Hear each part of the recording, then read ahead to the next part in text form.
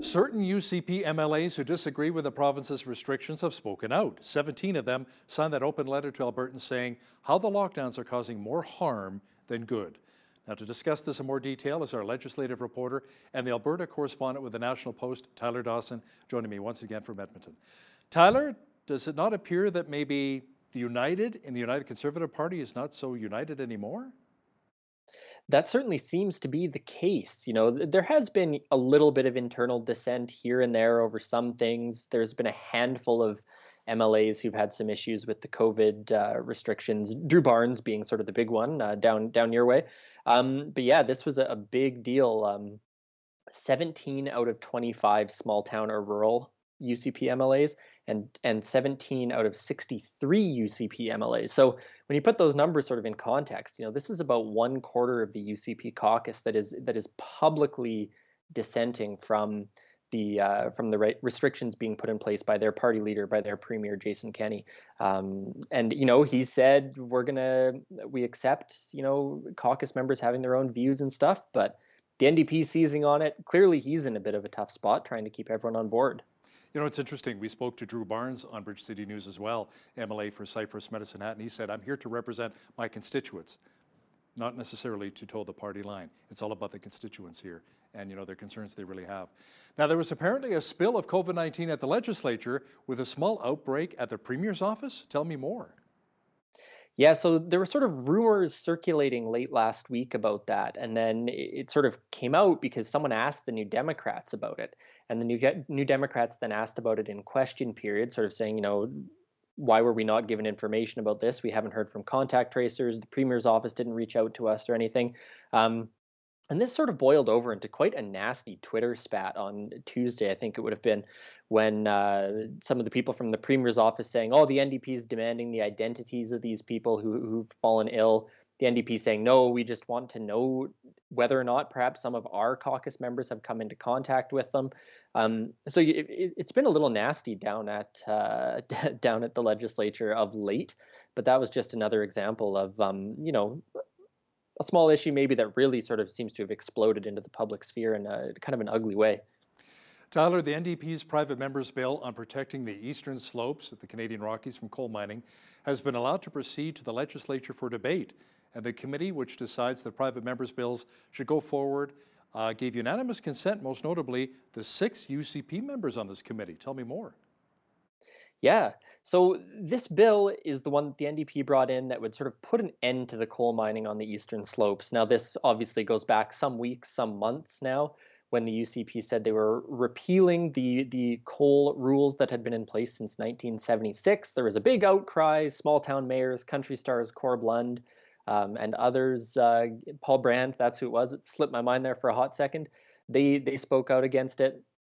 So big sort of drama within the UCP and within their constituencies on this.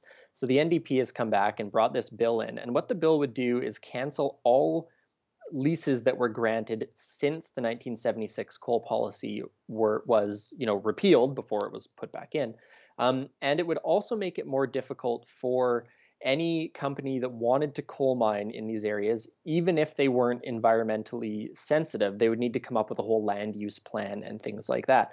Now, the question, of course, is whether or not this is going to go anywhere. It's certainly coming to the legislature, but the UCP simultaneously is doing its own sort of study on what the coal regulations ought to be.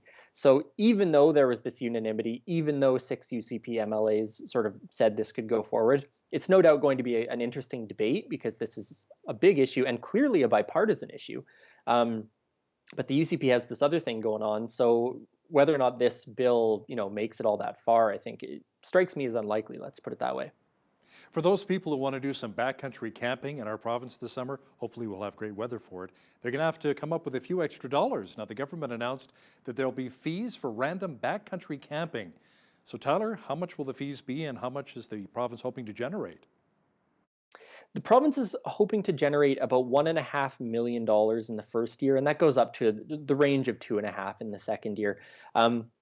The fees themselves are for people who are over the age of 18, so kids obviously don't need to pay, but it'll be $20 per adult for a 3-day pass, and then $30 per adult for an annual pass. So I mean, the best bang for your buck if you're going more than once, of course, is to get that annual pass. So that's the system they've put in place, or it will come into effect, I should say. What that money is going to be used for is infrastructure upgrades, maintenance, cleanup, conservation, all that kind of stuff that is of concern to the people that really enjoy these areas. Um, the NDP, of course, seizing on this, making a bit of a political issue about it, saying that times are tough, Albertans are losing their jobs. Why is the UCP bringing in more fees for what's an otherwise affordable vacation and so on? So probably bound to happen. Not a huge outlay of cash, I wouldn't say, but a little bit of controversy down at the legislature about it, no doubt about that. Now, speaking of controversy, it appears as though the province's new curriculum is causing a little bit of controversy and drama. Now, a number of school boards, including here in Lethbridge, say they don't want any part of the new draft curriculum in September. Yeah, and I've been thinking about this a lot the last couple of weeks because it hadn't even occurred to me that a school board could say no to this sort of thing. So it just goes to show how much those local level politics matter. But that's the case. Yeah, a whole pile of them said they're not going to pilot it this year, saying that they've heard feedback from parents, from constituents who don't want this in the schools. The UCP as yet is standing by this curriculum. They're saying this is a draft curriculum. We're taking feedback on it. This September is a pilot. It's not finalized. But there's been lots of drama about it. And the big development this week probably is you had 4 Alberta First Nations come out against it, saying that this glosses over First Nations history. There are omissions. It's not, an appropriate curriculum in the context of reconciliation. So that's that's a pretty solid body blow for the UCP on this curriculum, I would say. But as yet, not backing down. They're standing by it. Tyler, small to medium business owners in our province will be receiving some much needed help, more help from the province. That includes another grant of up to $10,000. There have also been some changes proposed to trades and apprenticeship programs. This is all sort of what we've been talking about for a while here about, the UCP still doing, government things during the pandemic. So with the trades and apprenticeships stuff, it basically just overhauls an older system that's in place. It said it's supposed to reduce red tape, changes some of the apprenticeship stuff, removes it, I should say, from sort of the skilled trade stuff. So you could have apprenticeships for things that are not necessarily skilled trades. Probably makes a little more sense to people who are in the trades, unlike us white collar schlubs. So that's a change there. And as you say, restaurants, small businesses totally hurting right now with the latest round of sort of lockdown measures, public health restrictions. The government has put up some more cash to help these people weather it for the next few weeks, however long this is going to go for. Yeah, so many small business owners, you're right, I've spoken to here in southwestern Alberta. And it's the mom and pop stores, the ones that have been in our community for 30, 40, 50 years. Those are the ones that I think have some of the best food, and these old menus, going back to their parents, their grandparents. And those are the ones who are really struggling, saying we need dine in. So this curbside pickup and delivery is just not really working for us. Tyler, while the government previously announced it, the bill that would remove sections of the Public Health Act that in theory would allow for mandatory vaccinations, so Albertans will not be forced to get a COVID-19 vaccine shot? No, and it's sort of an interesting thing because Dr. Dina Hinshaw, Health Minister Tyler Shandro, and the Premier all sort of have said over the course of this that they were not going to use it, that this was sort of a legacy piece of the legislation that had been in place for like decades and had never been used. Hinshaw said she couldn't imagine a scenario in which she could use it. But the UCP announced some time ago that they were going to be, overhauling some of these sections of the Public Health Act, and that's one of the things that they've promised to remove. It's certainly, whether justifiable or not, it is very much a concern in some quarters, so they're going ahead and they're going to remove that once those amendments are all finished. I know some of the cases are rare, but as well, we've had in the news recently some of the rare blood clots. When it comes to the Oxford AstraZeneca vaccine and now the one-shot Johnson & Johnson vaccine, that's been that's been put on pause, and the rollout to Europe, that's been delayed as well. So, a lot of people, including here in Alberta, we have a lot of concerns about it. Now, Tyler, Tracy Allard, perhaps best known for going to Hawaii after Christmas, read a cancel culture poem in the legislature this week in the vein of Dr. Seuss. Do you have a little bit of that poem? Can you recite it for us? You know what? I do. I'll pull it up on my phone here because it just doesn't do it justice. So let me pick sort of the last little bit. I hope those after me will choose to be kind, will seek understanding instead of rewind. So, Mr. Speaker, to the world I implore, stop canceling culture and instead choose explore. That's how it goes. And then it continues near the end. Instead of requiring those who've gone before to understand our time, need I say more? Thank you, Mr. Speaker. So of course there's the Mr. Speaker references in there because the member is speaking to the speaker.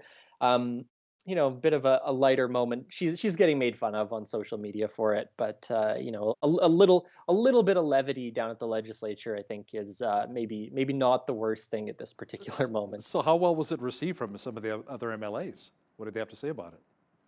Well, there's been a lot of sort of social media reaction, I would say, from people, but I haven't seen very much about the political reaction, I have to say. And I do wonder whether or not she wrote it, or whether or not constituent wrote it, and I don't know the answers to that. But you know, a cancel culture poem in the legislature, she'll have that'll be in Hansard forever, Hal. So how about, speaking of the legislature, how's the relationship going between Premier Jason Kenney and Rachel Notley? Any recent fireworks that we should know about? There've been a lot of fireworks generally, I would say, between the two parties. Whether or not there's fireworks, I wouldn't say there's been any unique fireworks between Kenney and Notley. There was a little bit of maybe an olive branch, I would say, extended just the other day because Rachel Notley became eligible for her vaccination and got some kudos from Tyler Shandro, I believe. And also another Alberta personality recently, Stephen Harper, had his vaccine in the last week or so. He posted a photo of it on his social media. So I'm wondering if Tyler Shandro actually administered the shot to Rachel Not. Well, maybe not. Our legislative reporter and the Alberta correspondent for the National Post, Tyler Dawson, joining us once again from Edmonton. Thanks so much, Tyler. my pleasure, Hal.